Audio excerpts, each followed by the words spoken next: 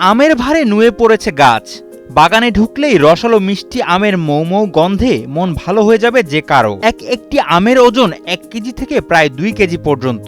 কোথাও দেখা যাচ্ছে থাইল্যান্ডের বিখ্যাত চিয়াংমাই আম, কোথাও কিং অব চাকাপাত। 2017 সাল থেকে এই বাগান মূলত শখের বশেই প্রথমে করা, এবং প্রথমে চিন্তা ছিল যে শখ করে কিছু বাগান গাছ লাগাইছিলাম, এবং পরবর্তীতে আস্তে আস্তে এলাকার চাহিদা, বিশেষ করে বিষমুক্ত অর্গানিক আম যারা খেতে চায়, পরবর্তী প্রজন্মের কথা চিন্তা করেই আমার বাণিজ্যিকে আসা। এবং বর্তমানে আমার বাগানের উৎপাদন প্রায় 150 থেকে 200 মণ।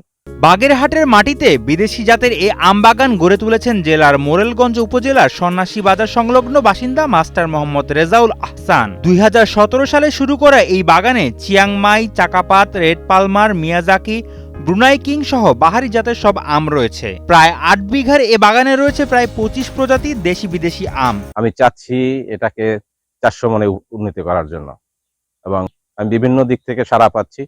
এলাকার আমার আম বিক্রিতে কোনো সমস্যা হচ্ছে না। যারা বিষমুক্ত আম খেতে চায় তারাই সকলে আম নিয়ে যায়, এবং কৃষি সম্প্রসারণ বিভাগ থেকেও আমাকে যথেষ্ট সহযোগিতা করছে। এবছর প্রতিটি গাছে ফলন হয়েছে 2 মণ থেকে 4 মণ পর্যন্ত। ব্যাগিং পদ্ধতিতে উৎপাদিত এসব গাছে ফলনও হয়েছে ভালো।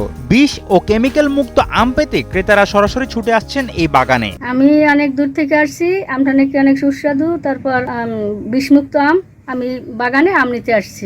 বিদেশি আমের চাষ দেখে আমরা বাণিজ্যিকভাবে কিভাবে চাষ করা যায় তার কাছ থেকে পরামর্শ নিয়ে বিভিন্ন ধরনের চারা ইতিমধ্যে ক্রয় করেছি।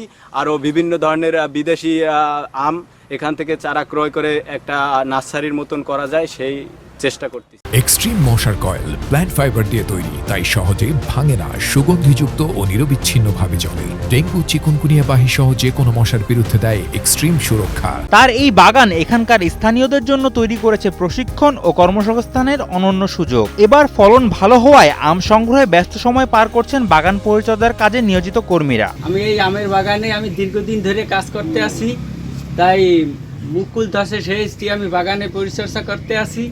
এখন আম পারি আমি বিক্রয় করতে আসি। আমি এই বাগানের মুকুল হইতে আমরা কাজবাজ করি। এখানে 10 থেকে 15 জন লোক আমরা কাজ করি, কর্মসংস্থান এই বাগানে। এখানে কোনো কীটনাশক দেওয়া হয় না, কোনো হয় না। এখানে পোকা দমনের এই যে ভাত তৈরি করি, এই আমরা খাইয়া এই এলাকার মানে এই অঞ্চলের যত লোকজন আছে খাই খুব সুস্বাদু খাবার।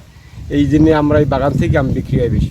উন্নত কৃষি চর্চার মাধ্যমে উন্নত জাতের আম উৎপাদন বৃদ্ধি করা সম্ভব। এতে করে আগামীতে সাতক্ষীরার মতো বাগেরহাট থেকেও আম রপ্তানি করা সম্ভব হবে বলে মনে করছেন এই কর্মকর্তা। এই বাগানটা অত্যন্ত চমৎকার এবং ইতিমধ্যেই ফল দেওয়া শুরু করছে। কৃষক এবছর আমের বেশ ভালোই বাজার মূল্য পেয়েছেন এবং তিনি বেশ খুশি। আমরা কৃষি সম্প্রসারণ অধিদপ্তর তাকে কারিগরি সহযোগিতা প্রদান করছি, এবং উপজেলা পর্যায়ের উপজেলা কৃষি অফিসার সেখানে বিভিন্ন সময় পরিদর্শন করে তাদেরকে বিভিন্ন সহযোগিতা প্রদান করছে।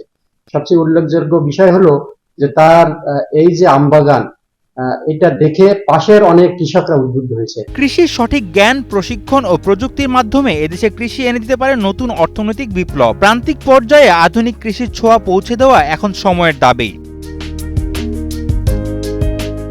বাগেরহাট থেকে জামাল হোসেন বাপ্পার পাঠানো তথ্যচিত্রে ডেস্ক রিপোর্ট, শাহেদ আলম ফাহিম, কালের কণ্ঠ।